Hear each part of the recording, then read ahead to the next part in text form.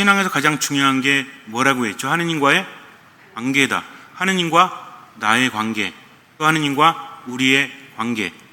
하느님을 알고 하느님께 나에게 말씀하시는 것을 듣고 그것을 실천한다. 이게 가장 중요한 겁니다. 교리나 성경의 지식을 많이 아는 것도 좋겠지만 삶 안에서 실천되어지지 않으면, 하느님께 내게 바라시는 것을 실천하지 않으면 의미가 없다는 거죠. 하느님께서 다른 사람에게 바라시는 것이 아니라 하느님께서 나에게 바라시는 것. 그런데 하느님께서는 어떤 방식으로 그것을 알려주시죠? 카카오톡을 통해서? 문자를 통해서? 아닙니다. 하느님의 방식은 내가 깨닫기를 바라시기 때문에 이끌어 주신다는 거죠. 예수님도 비유가 아니면 말씀하지 않으셨다라고 성경은 우리에게 알려주고 있죠. 무슨 얘기입니까? 비유라는 것은 그냥 듣는 것으로 끝나는 게 아니라 묵상하고 생각을 해야 된다는 거죠. 하느님 안에서 끊임없이 생각을 하다 보면 보이는 것들이 다릅니다. 그래서 믿음은 자라나는 거예요. 어제 내가 아는 믿음과 오늘 내가 아는 믿음과 내일 내가 알 믿음이 다르다는 겁니다. 상황이 다르기 때문에 믿음이 자라면 자랄수록 하느님께서는 더 많은 것들을 우리에게 요구하시는데, 그게 부담이 아니라 오히려 기쁨이요 행복이라는 거죠. 가장 중요한 기본이 있죠. 하느님은 나보다 더 잘하신다. 하느님은 나보다 더 사랑하신다. 이 두 가지입니다. 그렇기 때문에 신뢰하는 거죠. 내 뜻이 아니라 하느님의 뜻대로. 그래서 얼마만큼? 할 수 있는 만큼, 또 얼마만큼? 보이는 만큼. 이 두 가지는 함께 간다고 그랬죠. 할 수 있는 만큼은 나의 능력을 말하고, 보이는 만큼은 하느님께서 나에게 알려주시는 만큼. 무엇을 통해서? 기본적으로 말씀을 통해서. 두 번째는 내 양심을 통해서 알려주십니다. 그러니까 할 수 있는 만큼과 보이는 만큼 중에서 어떤 게 먼저예요? 할 수 있는 만큼이 먼저예요? 아니, 뭘 모르는데 어떻게 할 수 있는 만큼 합니까? 그분의 말씀을 듣고 할 수 있는 만큼, 그러니까 뭐가 먼저예요? 보이는 만큼이 먼저라는 거죠. 할 수 있는 만큼이 먼저라면 내가 하고 싶은 대로 할 수도 있잖아요. 그래서 내 안에 있는 에너지를 아껴야 된다. 내 할 대로 다 하고 나서 힘 다 빠졌는데 그때 말씀 듣고 한다면 그거는 큰 의미가 없죠. 그래서 기본적으로 어떤 마음이 중요하다? 듣는 마음이 중요하다. 이 세 가지는 함께 가는 겁니다. 첫 번째는 듣는 마음이요, 두 번째는 보이는 만큼이요, 세 번째는 할 수 있는 만큼이다. 근데 무엇을 다해서? 내 생각을 다해서, 내 마음, 기분을 다해서, 또 할 수 있는 힘, 실천력을 다해서 그렇게 하는 거죠. 나머지는 맡기는 겁니다. 이게 전부예요. 왜냐하면 우리가 알아야 될 것은 딱 세 가지가 있는데, 하나는 뭐냐면 하느님이 누구신지를 아는 겁니다. 아는 만큼 내 믿음이 커질 수밖에 없죠. 마찬가지 아닙니까? 우리가 투자를 할 때도 어떤 회사가 건전성이 있는지, 발전성이 있는지 알아야만 투자하죠. 모르는데 그냥 투자하면 돼요, 안 돼요? 될 수도 있지만 안 될 확률이 큽니다. 그래서 가장 중요한 건 뭐다? 내가 알고 그 미래를 보고 투자를 한다. 공부하는 만큼 보입니다. 열심히 하는 만큼 보일 수밖에 없죠. 그래서 대충 남의 얘기 듣고 투자하는 사람은 성공 확률이 높지 않아요. 하지만 내가 알기 때문에 지금은 비록 가치가 드러나지 않았지만 나중에 가치가 있다라고 하면 어떻게 합니까? 투자를 많이 하는 거죠. 예수님 뭐라고 하십니까? 어떤 사람이 밭에서 일을 하다가 보물을 발견했다. 그럼 어떻게 하겠느냐? 당장 집에 가죠. 재산을 다 팔아서 그 밭을 산다라고 하십니다. 이 비유의 핵심이 뭘까요? 남의 밭에서 보물을 발견했다면 내 거 아니잖아요. 도덕적으로 문제 있는 거 아닙니까? 예를 들어서 제가 제 대회장님 비닐하우스에 가서 일 도와드리다가 좀 팠는데 황금덩이가 나왔네. 그럼 저 어떻게 해야 돼요? 몰래 조용히 가가지고 재산을 다 팔아서 제 대회장님 만나가지고 이 비닐하우스를 저에게 파시죠. 반협박해가지고 그걸 산 다음에 보물을 제 것으로 만들면 돼요? 이게 도대체 무슨 말이냐 알아들어야 되는 겁니다. 지금이랑 다르죠.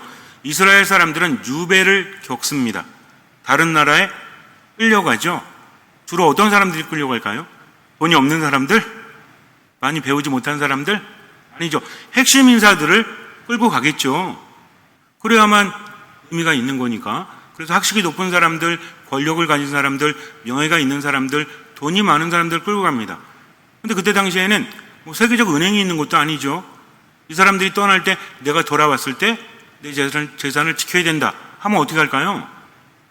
우리나라처럼 산이 많아가지고 산에 가서 묻을 수 있으면 좋겠지만 그렇지 않죠. 어디다 묻는 거예요? 내 소유의 밭에 그것을 묻습니다. 그리고 떠나가는 거죠. 문제는 뭐예요? 못 돌아왔어. 시간이 흘렀어요. 이거 누구게 됩니까? 아무도 알지 못하는 거죠.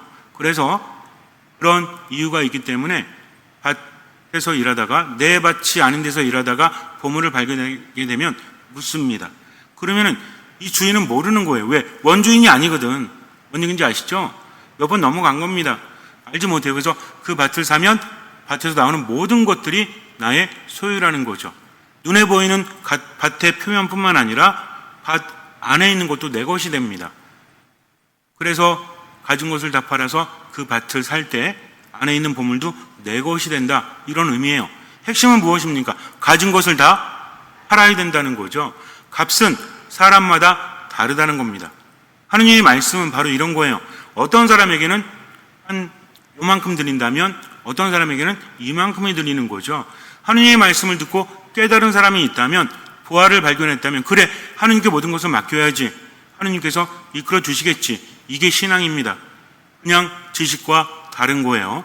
그래서 하느님의 말씀 안에서 보화를 발견하면 어떻게 해야 돼요? 가진 재산을 다 판다? 무슨 의미입니까? 내 생각을 다하고 내 기분을 다하고 내 힘을 다해서 누구의 뜻대로?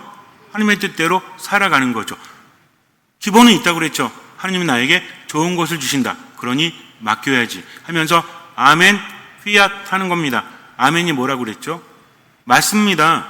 그렇게 이루어질 것입니다. 라는 동의가 들어가 있다고 했죠. 휘앗은 뭡니까? 휘앗 미히, 제게 이루어지기를 바랍니다. 동의하면서 저도 순명하겠습니다. 대표적인 인물이 누구예요? 그렇게 하신 분? 홍모님. 감당할 수 없는 현실 안에서도 하나님의 뜻이 이루어지기를 바라면서 저도 그렇게 하겠습니다 하면서 받아들였다는 거죠. 즉 지금 내게 하시는 말씀을 내가 받아들이고 실천할 때 그 안에서 체험이 생기고 체험을 통해서 믿음은 더 커지고요. 믿음이 커질수록 기적도 더 커질 수밖에 없다는 겁니다. 그래서 중요한 건 뭐다? 하느님을 알면 알수록 신뢰는 더 깊어질 수밖에 없고요. 또 그럴수록 믿음도 더 강해질 수밖에 없고 기적도 일어난다. 그래서 신앙은 가만히 있는 게 아니라 움직이는 거다. 누구께로? 하느님께로. 잘못 움직이면 안 돼요. 하느님께로 움직여야 한다는 겁니다. 그래서 신앙의 방향성을 의미하는 게 뭐다? 듣는 마음이라는 거죠. 여러분들은 딴 거 모르셔도 돼요. 어떤 마음을 아시면 돼? 듣는 마음. 듣는 마음으로 하느님이 내게 어떤 말씀을 하시는지 마음으로 듣고 그것을 실천하는 겁니다. 할 수 있는 만큼, 보이는 만큼. 이 정도 했으면 할 수 있는 만큼, 보이는 만큼 이해하셨죠? 그래도 이해 못하면 어떻게? 할 수 없지, 뭐 또 해야지. 어쨌든 그렇게 하는 겁니다. 그래서 하느님을 알고 하느님의 말씀을 듣고 그것을 따르고 그리고 어떻게 하면 은총을 받을 수 있을까? 묵상하는 것. 이 세 가지를 유식하게 말하면 뭐예요? 믿을 교리. 하느님을 아는 게 믿을 교리입니다. 두 번째는 뭐예요? 지킬 계명. 내가 하나님의 뜻대로 지금을 살아가는 거죠. 세 번째는 뭐다? 어떻게 하면 더 많은 은총을 받을 수 있을까? 은총을 받는 방법. 이 세 가지가 교리의 모든 거예요. 여러분들은 이 세 가지만 아시면 돼요. 그래서 교리 배울 때 힘들어, 어려워, 이렇게 문항이 많아 이런 거 생각하지 말고 하느님이 누구신지 알면 되는 거예요. 그리고 지킬 계명이 무엇인지 알면 되는 겁니다. 그리고 은총을 얻는 방법을 알면 된다는 거죠. 그래서 제가 여러분들에게 간단하게 설명을 드리면서 묵상할 기회를 드릴 겁니다. 여러분들은 들리는 만큼만 묵상하면 된다는 거죠. 하나님은 세상을 만드셨습니다. 인간을 만드시고 인간에게 당신의 생명을 나누어 주셨죠. 그래서 인간은 하느님 안에서, 어디에서? 하느님 안에서 모든 것을 누릴 수 있었습니다. 중요한 건 뭐냐면 인간이 죽지 않는다, 인간이 늙지 않는다, 인간이 아프지 않는다. 이게 중요한 게 아니라 그것은 어느 때 주어지는 은총이다? 하느님 안에 머물 때 주어지는 은총이라는 거죠. 그런데 하느님 안에 머물지 못하니까 그 은총을 잃어버리게 됩니다. 이게 뭐예요? 죄를 지어서 하느님 안에 머물지 못하게 되었다. 그런데 하느님께서는 이거를 내버려 둘 수 없으신 거죠. 왜? 너무나 사랑하기 때문입니다. 그래서 하나님의 사랑은 무엇과 가장 비슷하다고 하죠? 아니, 무엇이 하나님의 사랑과 가장 비슷하다고 하죠? 사랑의 형태는 여러 가지가 있죠. 하느님은 사랑이십니다. 사랑하는 사람은 누구나 하느님을 압니다. 하느님은 사랑이시기 때문입니다. 이것도 단편적인 거죠. 우리가 묵상해야 돼. 무슨 얘기냐면 내가 사랑할 때 하느님 안에 머물 수 있다는 것은 예수님께서 우리에게 주신 계명이기 때문에, 그래서 사랑하지 않으면 아무리 지식이 많아도 하느님을 알지 못한다는 겁니다. 이런 의미로 깨닫는 거예요. 그런데 하느님이 우리를 내버려 둘 수 없으셔가지고 끊임없이 우리를 부르십니다. 뭐 하라고? 은총을 받으라고, 하나님의 은혜를 받으라고. 근데 어떻게 하면 받을 수 있어요? 어떻게 하면 하나님의 은총을 받을 수 있죠? 아주 간단하게. 그래서 하느님 안에 머물 때 이게 중요한 겁니다. 그러니까 하느님의 말씀을 듣고 이런 것도 다 뭐 하기 위한 거죠? 하느님 안에 머물기 위해서다. 근데 인간은 왜 은총을 잃어버렸다고 했죠? 죄를 져서. 근데 죄를 졌기 때문에 어떻게 되는 겁니까? 더 이상 하느님 안에 머물지 못하는 거죠. 핵심 개념은 뭐예요? 하느님 안에 머무느냐? 하느님 안에 머물지 못하느냐? 그러면 우리가 믿음을 갖는 이유도 뭡니까? 하느님 안에 머물기 위해서. 구원도 하느님 안에 머무는 거잖아요. 그렇지 않습니까? 그러니까 하느님 안에 머물기 위해서라는 목적이 있다면 뭐뭐 하기 위해서 뭐 하는 거죠? 어떤 노력을 하는 겁니다. 예를 들어서 시험을 잘 보기 위해서 뭘 해야 돼요? 열심히 시험 공부를 해야죠. 뭐뭐 하기 위해서라는 방향성이 있다면 지금 뭔가를 해야 되는 겁니다. 또 오늘 저녁까지 부산에 가기 위해서 어떻게 해야 돼요? 미사 끝나고 차를 타고 빨리 가든지 KTX를 타고 가든지 이런 걸 해야 될 거 아니에요. 목적이 있다면 지금 뭔가를 해야 되는 겁니다. 그렇다면 하느님 안에 머물기 위해서라는 목적이 있다면 지금 뭔가를 해야 되는 거죠. 그래서 신앙은 뭐다? 가만히 있는 게 아니라 누구께로? 하느님께로 방향을 설정하는 거다. 그리고 그리로 가는 거죠. 근데 문제는 뭡니까? 이게 쉬워요? 방향 설정하는 것도 어렵고요. 두 번째는 설정했다고 할지라도 우리의 능력으로는 갈 수가 없어요. 이 두 가지가 문제가 있는 겁니다. 하지만 중요한 건 이 두 가지를 알면 된다는 거죠. 하느님께서는요, 두 가지를 다 도와주십니다. 내가 방향을 설정하지 못해도 하느님은 방향을 설정할 수 있도록 끊임없이 우리에게 메시지를 주신다는 거죠. 예를 들어서 목이 말라요. 그럼 어떻게 하죠? 물 마시죠. 잠을 자는데 목이 말라. 귀찮죠? 아유, 안 마셔야지. 자야지. 자요. 근데 또 목이 말라. 그럼 어떻게 해요? 잠이 깨. 잠을 자려고 하는데 잠이 깨죠. 뭐 때문에? 목이 말라서. 근데 뭐 하고 있습니까? 아우, 귀찮은데 자야 되는데 자꾸 목이 말라. 이 사람 지금 뭘 하길 원하는 거죠? 자기를 원합니다. 근데 잠을 잘 수 없죠. 왜? 갈증이 생겼으니까. 어떻게 하면 돼요? 결국에는 일어나서 물 마시고 눕지 않습니까? 그럼 여기서 보세요. 빨리 일어나서 물 한 잔 마신 사람과 버티다가 물 한 잔 마신 사람과 어떤 사람이 더 이득이에요? 빨리 마신 사람이 이득이죠. 마찬가지입니다. 성당에 와서 머무면서 미사를 참여하고 말씀을 묵상하고 기도하면서 하나님의 뜻대로 살아가는 것, 어떤 사람은 빠르게 올 수도 있죠. 어떤 사람은 늦게 올 수도 있죠. 근데 늦게 오는 사람은 뭐예요? 그만큼 고생하는 겁니다. 그러면서도 고집을 부리고 있으면 되는 거예요? 안 되는 거예요? 안 되는 거죠. 그래서 중요한 건 뭐다? 하나님의 말씀을 듣고 즉각적으로 얼마만큼 할 수 있는 만큼 얼마만큼 보이는 만큼 하는 거다. 배고플 때도 마찬가지죠. 그러니까 인간은 부족함, 결핍 안에서 뭔가를 느낍니다. 이러면 안 되는데, 이렇게 살면 안 되잖아. 어디로 가야 되겠다? 하느님께로 가야 되겠다. 처음에는 이 수준이 높지가 않아요. 세상을 살아가면서 인간은 생각을 합니다. 나이가 들어갈수록 아플수록 뭔가 결핍을 느낄수록 이게 아닌 것 같은데 라는 생각을 해요. 처음에는 당장 생겨난 문제에 집중을 하죠. 아프니까 병원 가야 되겠다. 배고프니까 밥을 먹어야 되겠다. 목이 마르니까 물을 마셔야 되겠다. 근데 인생을 살아가면서 이게 쌓이고 쌓이니까 어때요? 인간이라 알 수가 없네. 지금은 기분이 좋아서 몸도 좋고 마음도 좋고 그러니까 개운하니까 뭐든지 할 수 있을 것 같죠? 근데 좀 지내다 보니까 어때? 지치네? 피곤하네? 왜 인간은 이렇게 살아야 되지? 또 나이가 들수록 어때요? 돈을 많이 얻고 공부를 많이 하고 많은 것을 이뤘는데 왠지 마음이 채워지질 않네? 그러면서 어떤 생각을 하죠? 인간은 왜 사는 걸까? 살면서 뭐가 중요한 걸까? 모든 것이 지나가기 마련인데 하면서 더듬더듬거립니다. 왜 사는 걸까? 수많은 사람들이 이런 질문을 했죠. 몇천 년 전에도 했고 지금도 하고 있어요. 그러면서 누구를 바라봅니까? 인간을 바라봐요. 처음에는 인간이 동물과 다른 게 뭐지? 하면서 눈에 보이는 것들을 추구하면서 시간이 지날수록 인간이 아주 특별한 것을 발견하게 되죠. 그래서 인간은 다른 동물에 비해서 세포가 굉장히 많다고 합니다. 100조 개의 세포로 구성되었대요. 그래서 동양에서는 뭐라고 하죠? 인간을 하나의 우주라고 여기잖아요. 그죠? 인간이 참 복잡하다. 내가 나를 볼 수 없지만 그래서 세포 하나 속에 DNA 길이가 약 1.5m래요. 그리고 우리 몸 전체에 있는 DNA를 늘어놓잖아요. 그러면 지구와 태양을 1000번 왕복할 거리라고 합니다. 이게 어디 있다는 얘기예요? 우리 몸에. 아니 지구하고 태양을 1000번 왔다 갔다 하는데 이게 어디 있다는 거예요? 우리 몸 안에 숨겨져 있다는 거죠. 믿기십니까? 안 믿겨져도 사실이니까 어쩔 수 없는 겁니다.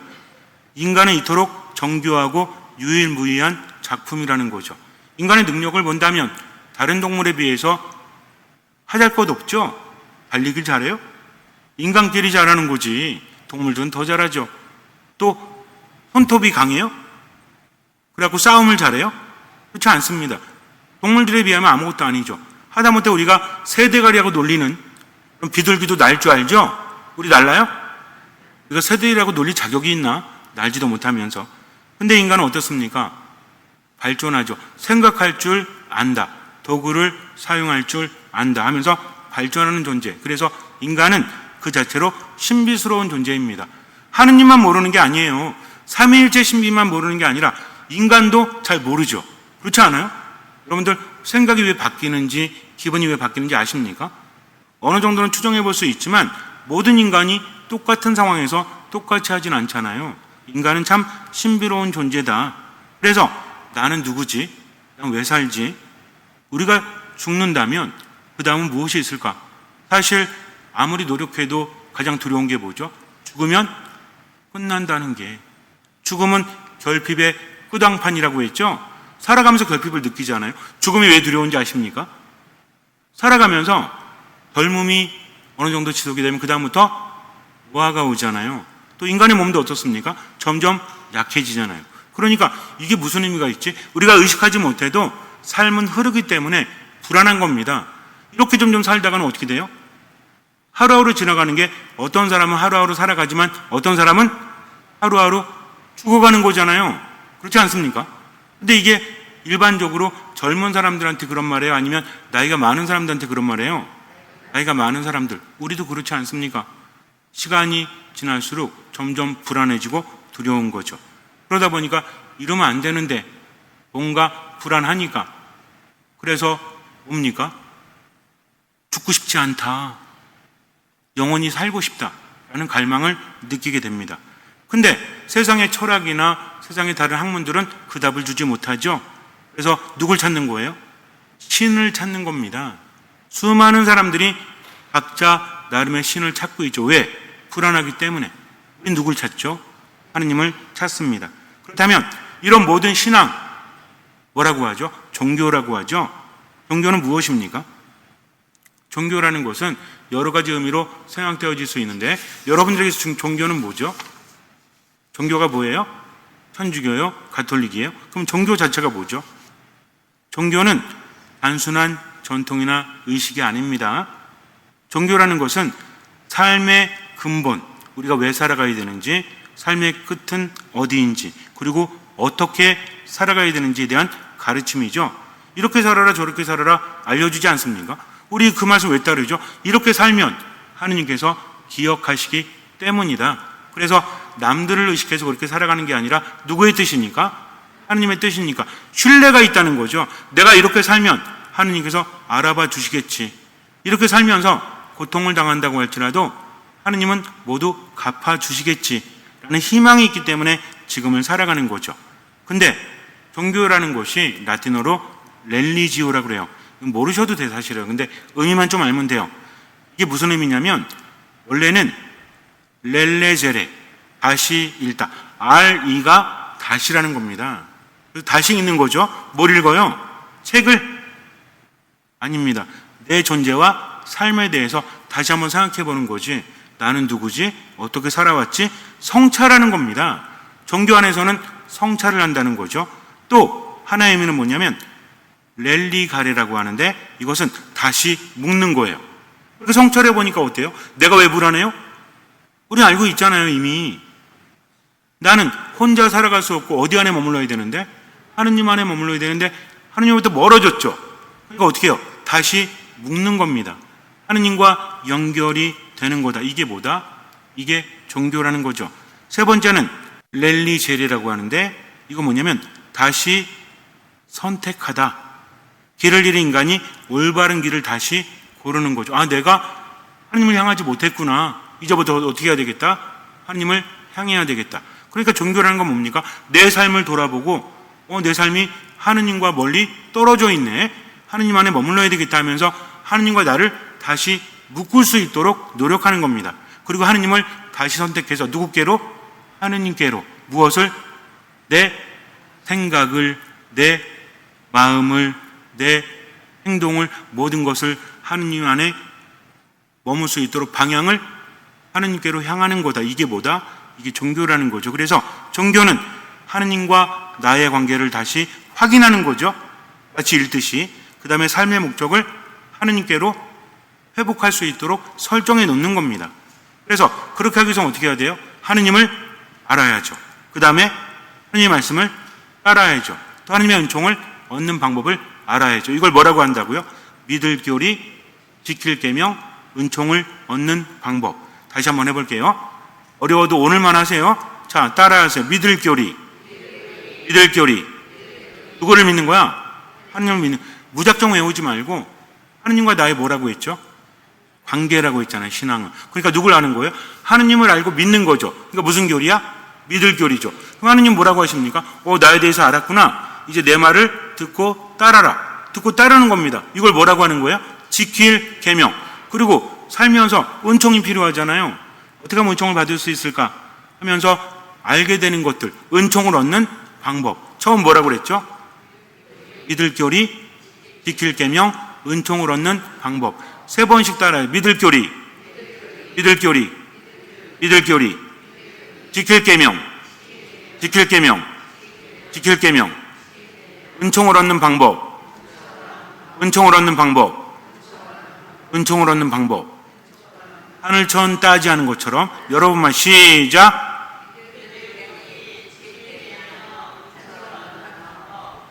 그러니까는 믿지은이라고. 믿지은. 이것만 아시면 되고, 근데 이것도 기억이 안 나. 하느님을 알고 내가 뭘 해야 되는지를 알고 어떻게 살아가야 될지를 알면 된다. 이게 신앙이다. 아셨죠? 근데 세상을 살아가면서 신앙이 없는 사람도 설정을 합니다. 사람답게 산다는 말이 있죠. 사람답게 사는 게 뭐예요? 잘 먹고 잘 입고 이거? 물론 이것도 있지만 인간의 도리라고 하잖아요. 이게 뭡니까? 도덕이라고 하죠.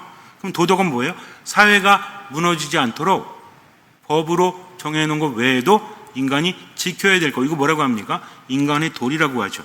그렇다면 이건 뭐죠? 마치 도로에 있는 교통 법규와도 같은 거예요. 법과 다른 것들, 신호등 이런 것들도 있잖아요. 우리가 지켜야 되잖아요. 그죠? 그래서 법으로 정해진 것도 있고 알아서 지킬 것도 있다는 거죠. 근데 이건 뭡니까? 지키긴 지켜야 되는데 지킨다고 해서 뭐가 얻어지죠? 인간답게 살아가는 것도 있지만 인간이 불안할 때는 어떻습니까?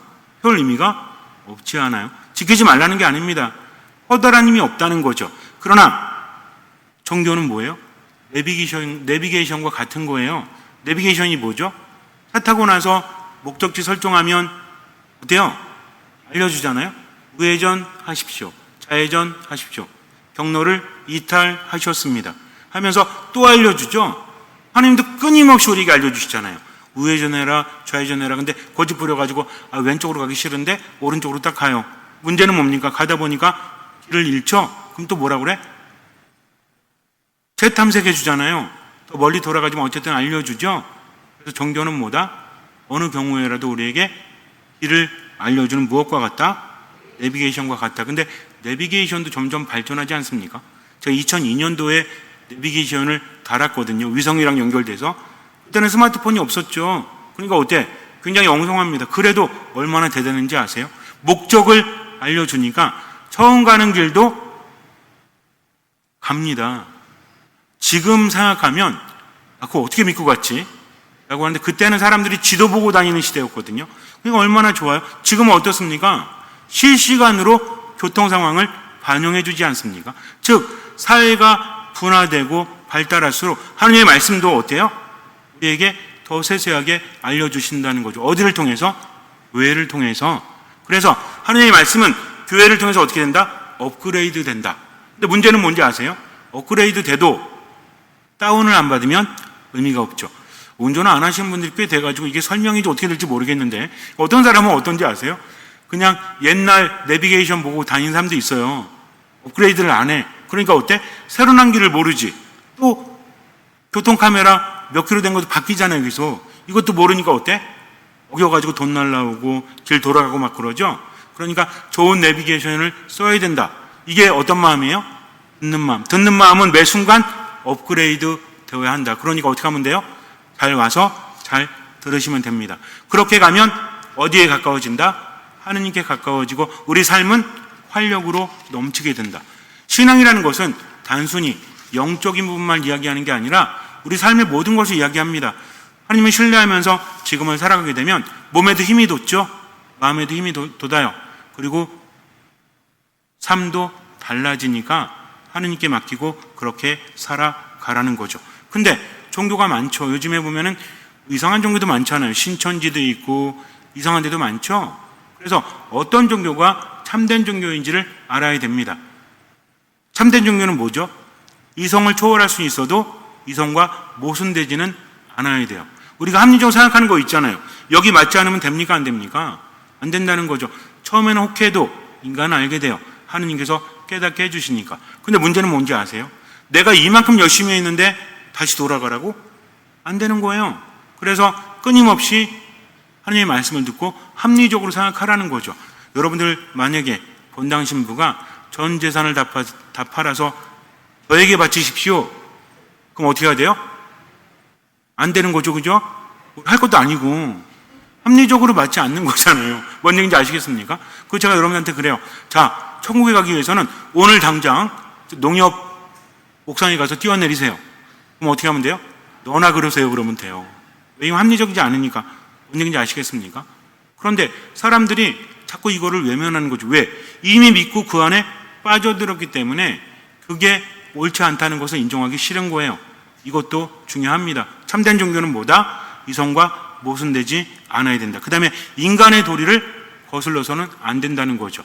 예전에 무슨 백백교 무슨 교 막 이런 거 많았잖아요. 그래서 어떻게 써?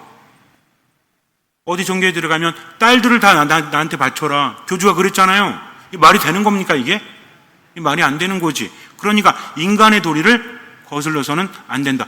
너 당장 가정 파기하고 우리 종교로 들어와.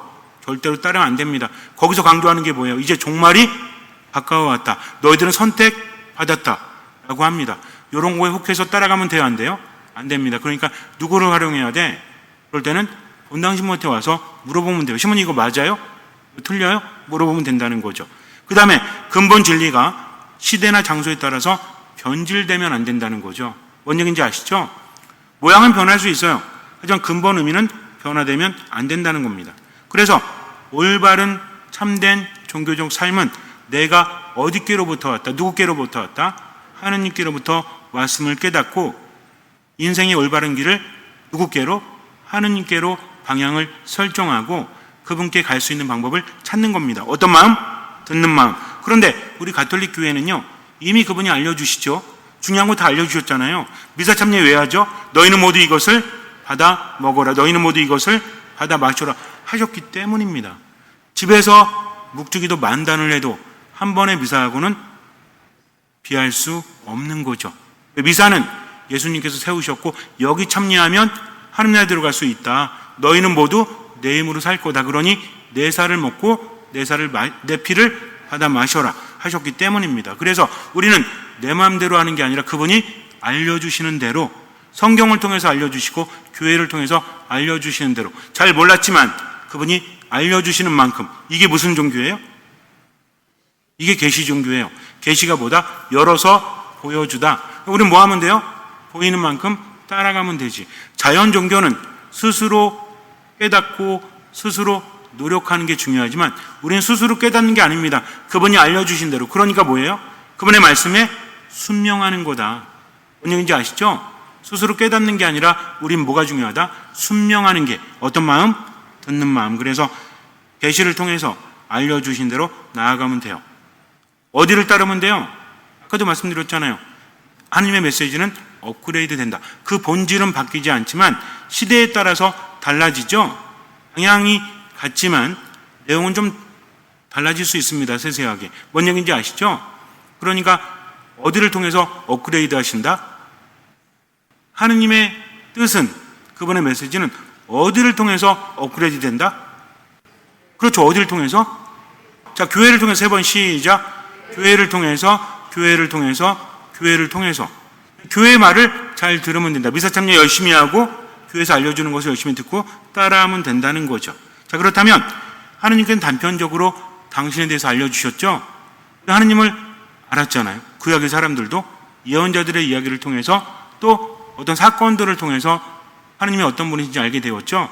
하느님은 끊임없이 뭐라고 하십니까? 내가 너희와 함께한다. 그러니 내 안에 머물러라. 이 메시지잖아요.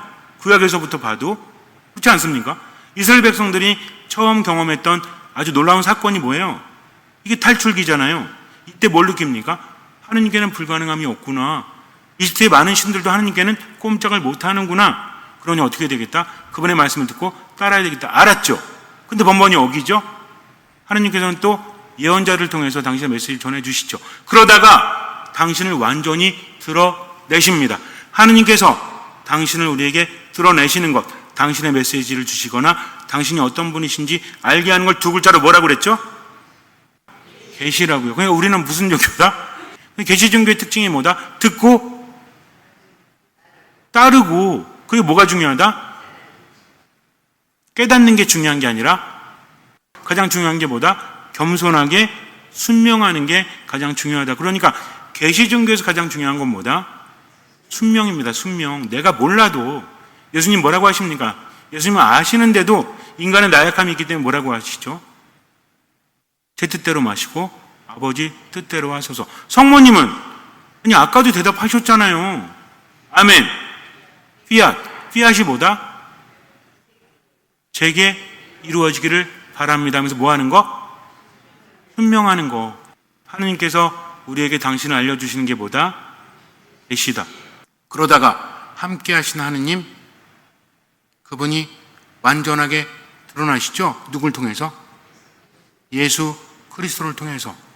그분이 하느님이시잖아요. 나를 본 것은 아버지를 뵌 곳이다라고 하십니다. 이거 엄청난 사건입니다.